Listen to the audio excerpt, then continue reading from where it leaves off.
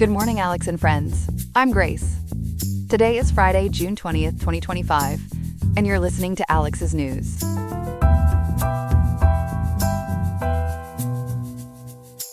The weather in Riverside today will reach a high of 84.3 degrees Fahrenheit, with a comfortable low of 63.5 degrees. After this break, we'll be looking closely at the ongoing situation in Los Angeles, specifically investigating why former President Trump retains National Guard control there, and what this continued presence signifies. Following that, we'll shift our focus to California's vibrant restaurant scene, unpacking the various factors and new pressures that are currently putting the industry on edge. What challenges are they facing? And what does this mean for diners across the state? Those questions and more, all coming up on Alex's News. Stay tuned.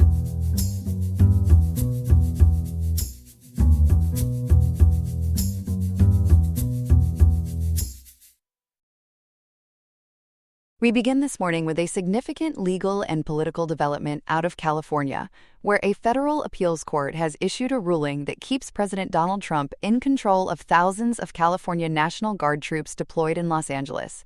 This decision overturns a lower court's order that would have returned those troops to state command. For all the details on this unfolding story, we turn to our reporter Ethan. Ethan, this has been quite a back and forth, hasn't it? It certainly has, Grace. This truly is a high-stakes legal tug-of-war. The ruling, issued yesterday, Thursday, June 19, 2025, by the Ninth U.S. Circuit Court of Appeals, temporarily upholds President Trump's authority, adding another twist in the ongoing standoff between the federal government and California's leadership. According to NPR, this specific ruling only addressed the National Guard status, not the U.S. Marines also deployed. And remind us, what prompted this federal deployment in the first place? Well, Grace, the deployment began on June 7, 2025, following a presidential memo. President Trump federalized approximately 4,000 California National Guard troops, along with about 700 U.S. Marines. This action came in response to protests that erupted in Los Angeles. As LAist reported, these protests had flared up about 2 weeks prior to the appeals court decision, following Federal Immigration and Customs Enforcement, or ICE, worksite raids and arrests in the area. So what was President Trump's rationale for this rather dramatic move? President Trump justified the deployment by citing what he described as, quote, unruly protests, end quote, images of burning cars and crowds blocking ICE agents' movement. He characterized these actions as a, quote, form of rebellion, end quote, asserting the need to protect federal property and prevent interference with federal law execution. According to LAist, he invoked a rarely used federal statute that allows the president to deploy the National Guard during times of invasion, domestic rebellion, or when the federal government cannot carry out its laws. This was all done, Grace, over the strong objections of California Governor Gavin Newsom. And Governor Newsom's objections were swift, correct? Absolutely. Governor Newsom, a Democrat, swiftly challenged the federalization, initiating a lawsuit and arguing that the president's actions were, quote, unnecessary and illegal, end quote, and an overreach of his statutory authority, according to LAist. NPR reported that Newsom had previously stated he was not consulted before the federalization, and he believed the military presence would only increase tensions, saying local law enforcement was fully capable of managing the protests. California Attorney General Rob Bonta filed the federal lawsuit on June 9th, contending, as NBC News reported, that Trump's federalization was, quote, unlawful, end quote, and, quote, infringes on Governor Newsom's role, end quote. Initially, a lower court judge sided with California. Can you elaborate on that decision? Yes, a week before the appeals court ruling, U.S. District Judge Charles Breyer had indeed sided with California. Judge Breyer issued a temporary restraining order, ruling that Trump's use of the Guard in Los Angeles was, quote, illegal, end quote, exceeding his statutory authority and violating the 10th Amendment of the U.S. Constitution. For our viewers, the 10th Amendment defines the division of power between state and federal governments, essentially reserving powers not delegated to the federal government to the states or to the people. As NPR detailed, Judge Breyer specifically rejected Trump's claim of a, quote, rebellion, end quote, stating the protests, quote, fall far short of rebellion, end quote. And how did the appeals court handle Judge Breyer's ruling? The Trump administration quickly appealed, and a 3-judge panel of the San Francisco-based 9th U.S. Circuit Court of Appeals, which included 2 judges appointed by Trump during his previous term, acted quickly. As NPR and LAist reported, they blocked Breyer's order within 3 hours of its issuance and subsequently rejected California's attempt to remove that block. In their latest decision on June 19th, the appeals court overturned the temporary restraining order. While the court disagreed with the Trump administration's argument that the deployment was, quote, unreviewable, end quote, it emphasized that judicial review of presidential decisions in such matters must be, quote, highly deferential, end quote, concluding that Trump likely, quote, lawfully exercised his statutory authority, end quote, according to NBC News. So they essentially gave the president more leeway than the lower court. What specifically did the appeals panel focus on in their decision? That's right, Grace. The appeals panel diverged significantly from Judge Breyer's assessment that the unrest didn't justify the Guard's deployment. They asserted that a president can indeed deploy the Guard to prevent interference with federal law execution, effectively setting aside the specific question of, quote, rebellion, end quote. As NPR added, the court cited evidence presented by administration attorneys, including incidents of violence such as protesters using Molotov cocktails and, quote, mortar-style fireworks, end quote. A Customs and Border Patrol agent suffering a, quote, shattered wrist, end quote, and damage to federal property. The court also dismissed California's concerns that the Guard's presence could escalate tensions as, quote, speculative, end quote. This federalization over a state governor's objection sounds incredibly rare, is it? It is indeed, Grace. This is a truly rare historical moment. As both NPR and NBC News noted, this marks the first time since 1965, which is 59 years ago, that a state's National Guard troops have been federalized over the explicit objections of that state's governor. The last instance was when President Lyndon B. Johnson sent troops to Alabama to protect civil rights demonstrators. It certainly shows the depth of this constitutional conundrum. And how have both sides reacted to this latest ruling? President Trump celebrated on Truth Social, calling it a, quote, big win, end quote, and affirming the president's, quote, core power, end quote, to protect cities when state and local police cannot, while also calling Governor Newsom, quote, incompetent and ill-prepared, end quote, as reported by NPR and NBC News. Governor Newsom, despite expressing disappointment, found a silver lining, stating that the court, quote, rightly rejected Trump's claim that he can do whatever he wants, end quote, and reaffirming that, quote, the president is not a king and is not above the law, end quote. He vowed that, quote, the fight doesn't end here, end quote, according to NPR and NBC News. Attorney General Rob Bonta echoed Newsom's sentiment, stating, quote, this case is far from over, end quote, NBC News reported. So the legal battle is far from over. What are the next steps in this complex situation? This legal battle is ongoing and is proceeding on multiple tracks, Grace, as LAist indicated. The Ninth Circuit's current decision can be appealed, potentially even to the Supreme Court. Furthermore, a separate hearing is scheduled for today, June 20th, 2025, with lower court Judge Charles Breyer concerning a preliminary injunction to return the troops to Newsom's control. Legal experts such as Christopher Mirasola from the University of Houston Law Center suggest the appeals court's recent ruling will likely influence Breyer's decision. LAist also highlighted that if the appeals court continues to block lower court orders, Trump will maintain control of the National Guard for the duration of the lower court's full trial, suggesting a prolonged legal proceeding. Federal government attorneys have argued that Trump acted within his constitutional authority and coordinated with the Guard's adjutant general in California, as NPR detailed. It seems both sides are digging in for a long fight over who truly guards the Guard. Ethan, thank you for breaking down this very complex and significant story for us. We'll be keeping a close eye on this, as it's clearly not going away anytime soon. That was reporter Ethan, with the details on the Trump administration's ongoing legal battle with California over the National Guard. Coming up next, we have more on another developing story. Welcome back, everyone. We turn now to a story impacting California's renowned culinary landscape. Beneath the surface of gourmet delights, a deep sense of unease is simmering. A palpable fear and uncertainty now grip restaurants from San Diego to the Bay Area due to escalating immigration raids. Joining us now is our reporter, Chloe. Chloe, this sounds like quite the recipe for anxiety in the restaurant world. It certainly is, Grace.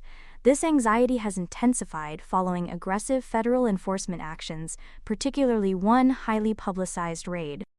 Tell us more about this specific raid. Where did it happen and what exactly transpired? The focal point is a dramatic U.S. Immigration and Customs Enforcement, or ICE, raid that occurred on May 30, 2025, just 21 days ago, on Buona Forchetta, a popular Italian restaurant in San Diego's South Park neighborhood. According to reporting from the San Diego Union Tribune and witness accounts, heavily armed and masked ICE agents, numbering at least 20, swarmed 2 locations during dinner service. During dinner service? What were the immediate outcomes? Reports indicated a traumatic raid, leading to the handcuffing and detention of several workers. Aggressive tactics included flashbang grenades to disperse a crowd, drawing harsh criticism from the community and local officials. What was the official justification? The warrant stemmed from a 5-year-old tip from November 2020, updated in January 2025, alleging undocumented workers and exploitive conditions, including 12-hour shifts with no breaks. However, Grace, as of today, June 20, 2025, no legal actions or public evidence have emerged to substantiate the primary objective was labor exploitation rather than solely immigration enforcement. Public discourse focuses on ICE's controversial tactics. So enforcement became the main story. How did Buona Forchetta cope? Following the raid, Buona Forchetta temporarily closed its San Diego and Orange County locations, with owners devastated and heartbroken. It has since reopened, met with community support. The incident prompted protests, and politicians, including San Diego Mayor Todd Gloria, swiftly condemned the raid, demanding an investigation into the theatrical and disturbing tactics. What about the wider implications for California's restaurant industry? Is this fear confined to San Diego? It is a ripple effect, Grace, making many restaurant owners feel like they are walking on eggshells.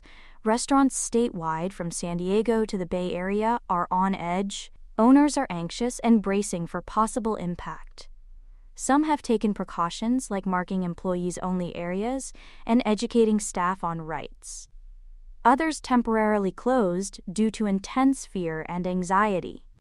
This climate has tangible economic consequences, with Los Angeles restaurants reporting noticeable drops in business and revenue, falling by thousands of dollars a week as customers opt to stay home. That is a significant economic blow. How vital is the immigrant workforce to California's culinary scene? They are absolutely crucial, Grace.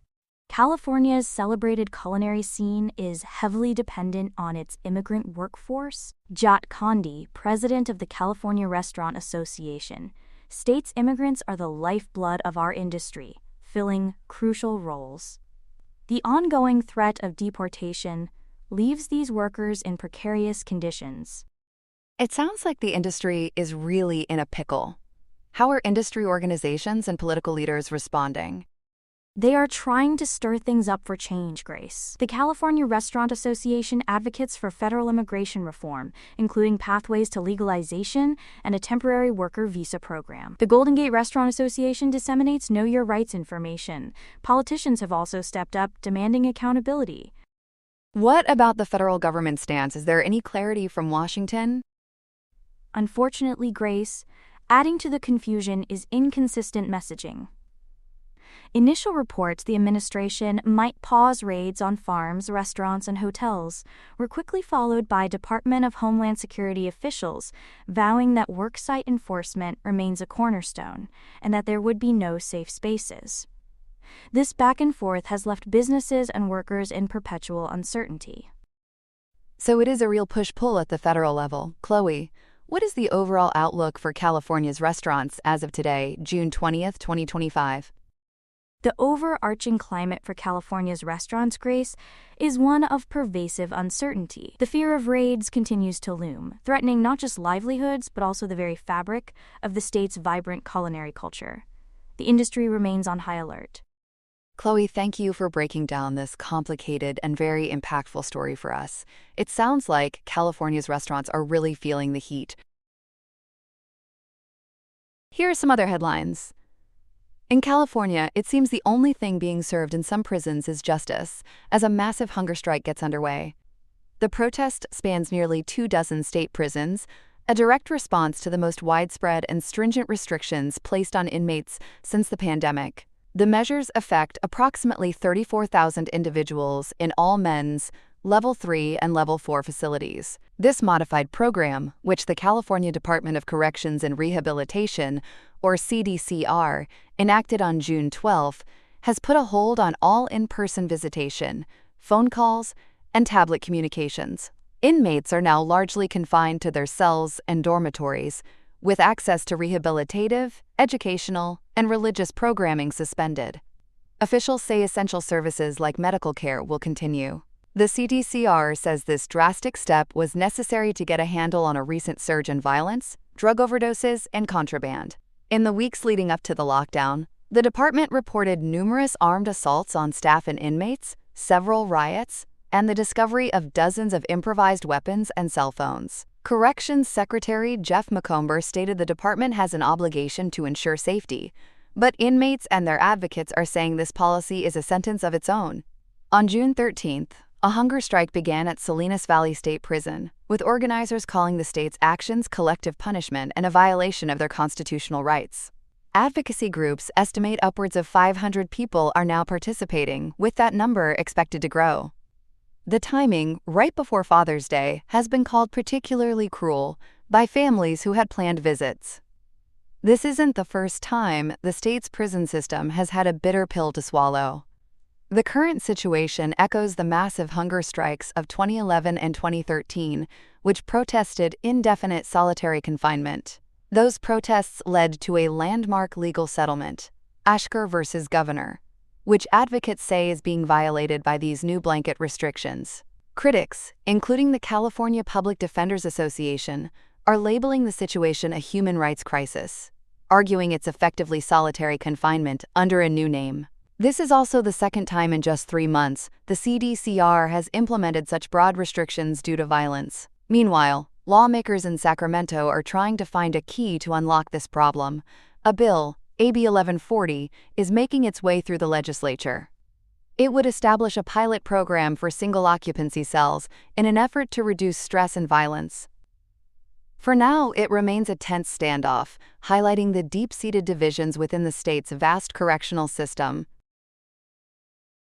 That's all we have for now. Today's episode was made by Alexander King with Claude Sonnet 4.0, Gemini Pro 2.5, Gemini Flash 2.5, and Google Cloud Text-to-Speech. I hope you have a great day. I'll see you tomorrow, Alex.